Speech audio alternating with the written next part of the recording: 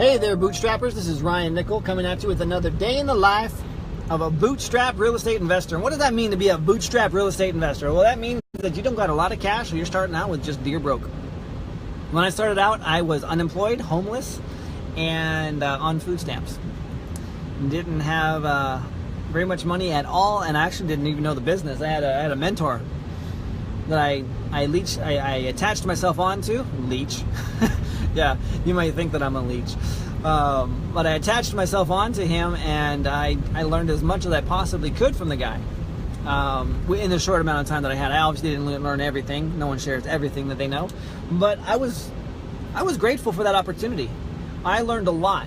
Got my first check in 3 weeks for $20,000. Changed my life, changed the course of the direction that where I've decided to go. That was almost 3 years ago. Excuse me. But I recently, in that time, coming from my neediness to get deals, to make something happen, there was a story that I was telling myself, years and years and years of conditioning, that I'm never going to turn a deal down, that I'm always going to figure out a way to make it work. You know, I'm going to be as creative as I possibly can to just make things work.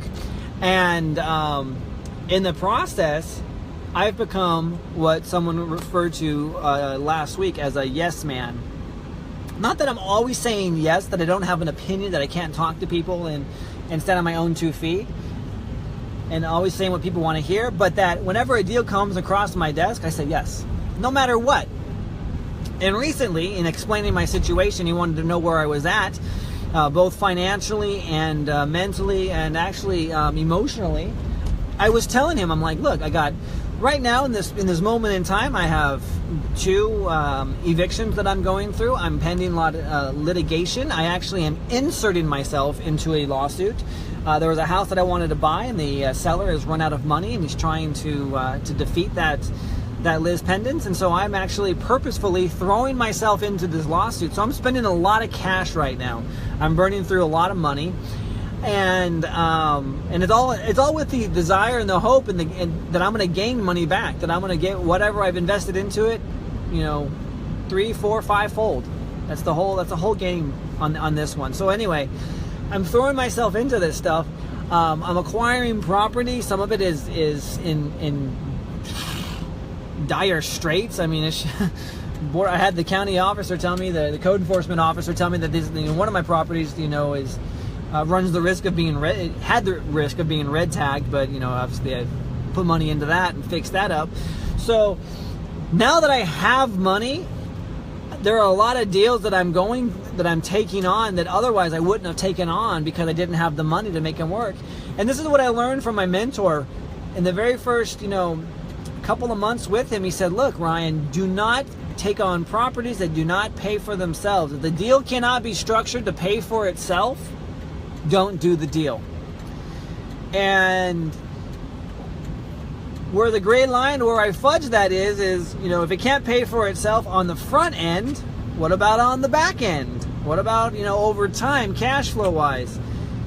His philosophy was, if going into it, if I no money out of my pocket whatsoever, it's a game, and I'm going to live by that game. Well, for me, like I said, I fudged that. I go, well, I can make money long term. I can fix it up, put a little bit into it, do this and do that. I can stretch my investment. I can go after more diverse properties rather than going after the select few that fit that criteria. Man, I'm like indigestion city here. Got to throw this stuff up, get it out, hold it all in. So anyway, the idea is that I've become a yes man because now I have some money. I can go throw myself into these, throw myself into litigation, go get some properties and put some money into them, get some, bad tenants, just do stupid stuff. And, when he told me that, I was like, I never thought of myself as a yes man, but in this particular context, I am. I definitely am. And I'm looking at it and I'm like, damn it, you know what? This is a problem that I've created for myself. And this is definitely a problem that happens in real estate. just because, and again, I had this philosophy of thinking that, if I got a deal, I believe that everything happens for a reason. So if it comes my way, therefore I must be the one that can be the universal person that can fix this problem here. And that's a stupid belief. It's just a belief. It's all it is. Doesn't mean it's true. Doesn't mean it's false. It just doesn't mean, doesn't mean anything actually.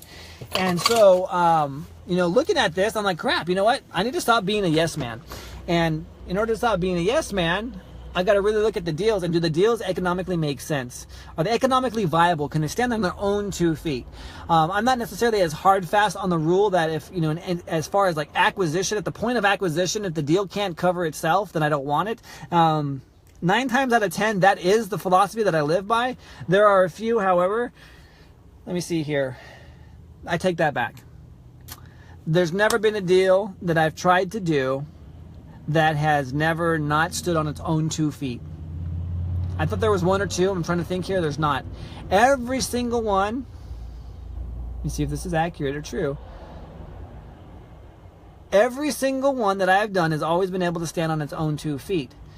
It's getting involved in it and not doing the proper due diligence that I realized, the electrical shot, the plumbing shot, the water heater's bad. I mean, all this stuff that comes into play, like, okay, you know what? There's costs involved when being a landlord.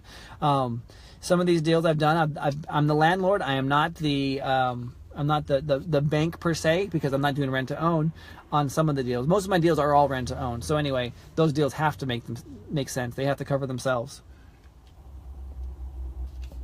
Quick drink here.